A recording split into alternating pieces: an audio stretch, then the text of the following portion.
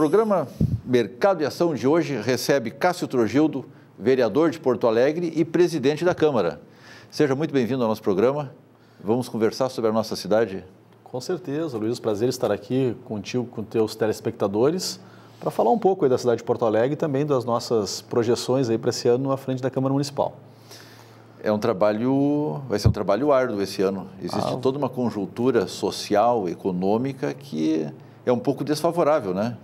Vamos ter um ano de muito trabalho. Eu disse isso, inclusive, no meu discurso de posse lá no dia 4 de janeiro, né?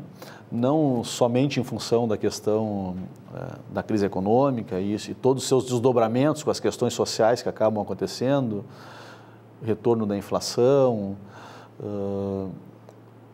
retorno do desemprego, aumento do desemprego. Nós tínhamos o desemprego controlado, vamos dizer assim, e agora começam a aparecer, né, mais desempregados, principalmente na região metropolitana de Porto Alegre. Então teremos um ano de muito trabalho. A gente que acaba frequentando um pouco a Câmara de Vereadores percebe que muitas pessoas vão lá em busca de algum tipo de oportunidade, algum tipo de ajuda. E são pessoas que de alguma forma estão desamparadas. E com uma situação econômica, o desemprego, enfim, isso deve aumentar bastante. Existe algum tipo de ação a partir da Câmara de criação, de geração de empregos, a partir de projetos? Como é que se passa isto na intenção do vereador de gerar novos empregos, oportunidades? Como é que isso acontece?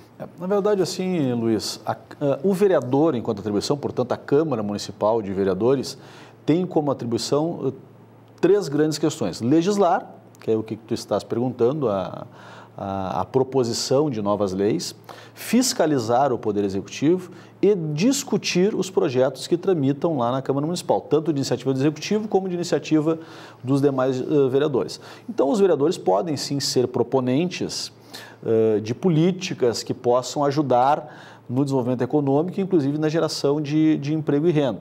Logicamente que existem muitas limitações, porque os vereadores não podem gerar obrigações para o Poder Executivo. Então, isso é bastante limitado. Obrigações seriam financeiras. Exatamente. Não somente financeiras, mas, em especial, obrigações financeiras. Então, fica uma limitação bastante grande do ponto de vista das proposições. Mas nós, a todo momento, podemos procurar o prefeito. Mas, logicamente, que essa questão econômica ela se dá muito mais, né, Luiz? Não que nós não tenhamos que ter iniciativas do âmbito do município. Mas quem conduz realmente a macroeconomia é o governo federal e, na verdade, se não tivermos ajustes do governo central, dificilmente, no meu ponto de vista, que não sou especialista na área econômica, nós escaparemos aí da recessão e dessa onda que está nos pegando desde o início do ano passado. Dentro do teu discurso de posse, tu falaste muito da participação popular na tua gestão. Como se dá isso? Qual é a proposta?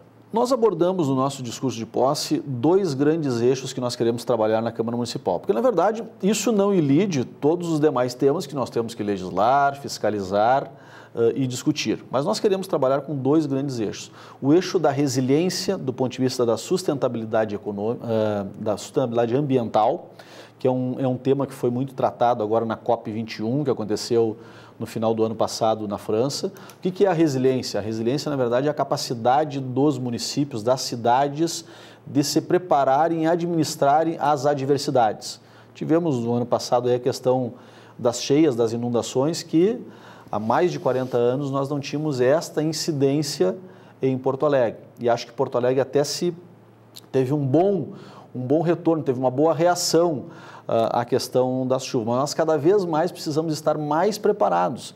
O mundo discutiu na COP21 iniciativas para não deixar aumentar a temperatura no mundo em 2 graus. 2 graus nós estamos tratando. Porque 2 graus já faz um efeito enorme. Um efeito enorme, né? E, na verdade, assim, se nós todos não estivermos imbuídos e fazendo cada um a sua parte, nós não conseguiremos atingir essas metas. Isso não é para o futuro. Talvez há 10 anos atrás, há 20 anos atrás, se falava, no futuro nós vamos ter que ter mais precaução. O futuro é hoje. O futuro é hoje. O futuro é hoje, estão aí as mudanças climáticas acontecendo a todo momento. chuvas onde não eram tão comum muitas chuvas, secas onde não era comum tantas secas, não é? E nesse sentido, Porto Alegre está habilitado pela Fundação Rockefeller.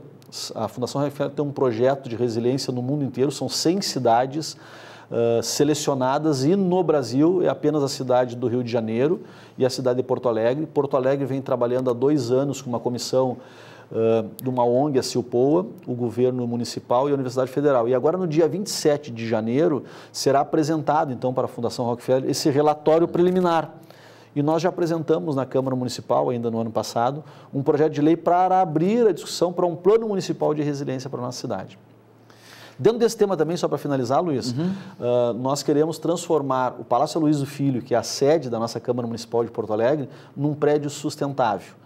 Então, nós estamos projetando a implantação de energia fotovoltaica, que é energia solar, mas energia elétrica produzida através dos raios solares, a possibilidade de o reaproveitamento das águas da chuva e também de um telhado verde, dentre tantas outras iniciativas que nós temos lá, lâmpadas LEDs em todo o prédio. Nós já temos uma parte que já são com lâmpadas LEDs. Então, realmente transformar, fazer a nossa parte lá, o legislativo que quer discutir esse tema, fazer o seu tema de casa. Dá exemplo. Dentro das adversidades, claro, acaba não se tendo um controle direto sobre tempo, sobre clima, uma série de coisas assim. Mas eles acabam afetando, normalmente, construções irregulares ou em locais irregulares, que acabou tendo, ao longo do tempo, uma certa permissividade de tanto executivo, quanto legislativo, quanto judiciário, de alguma forma. E essa conta vem sendo cobrada. Quando se fala de enchentes, muitas delas ocorreram em locais, como é que se diz? Invadidos. De risco, áreas de risco.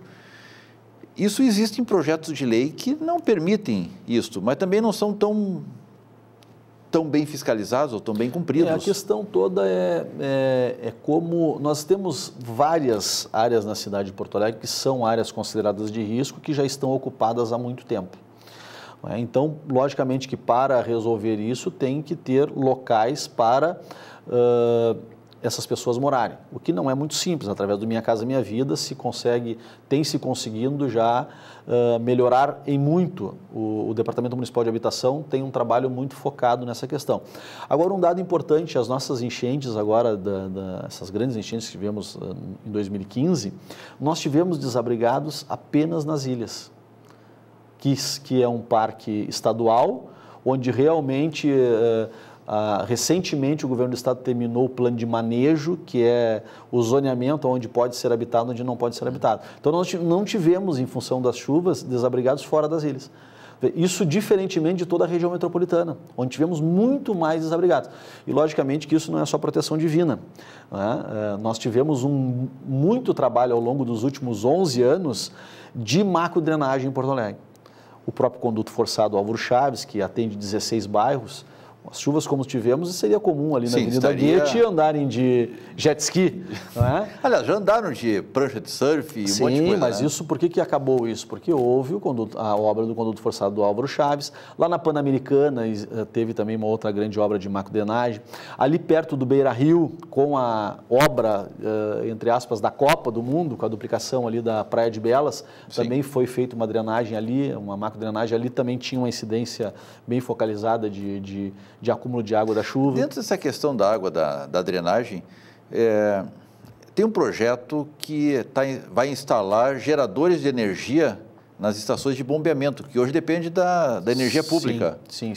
Quer dizer, faltou luz, caiu um poste, ou por problema de segurança qualquer, a inundação vem direto. Nessa área da drenagem, departamento de esgotos pluviais, que tem o querido amigo Tarso Buelter lá como secretário, e o prefeito Fortunati tem trabalhado muito nisso. Porto Alegre se habilitou agora a um segundo grande programa de macrodrenagem, que serão investidos 239 milhões em Porto Alegre.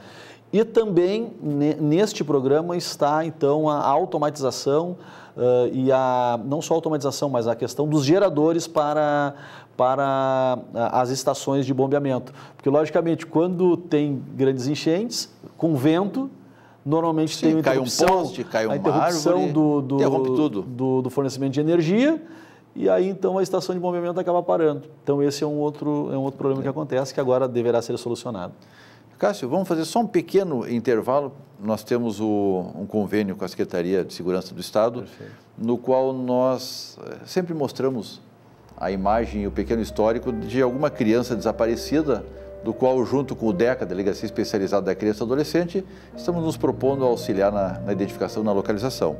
Então, se você tiver qualquer informação que possa auxiliar, a imagem está aparecendo, os telefones do DECA estão aí à disposição.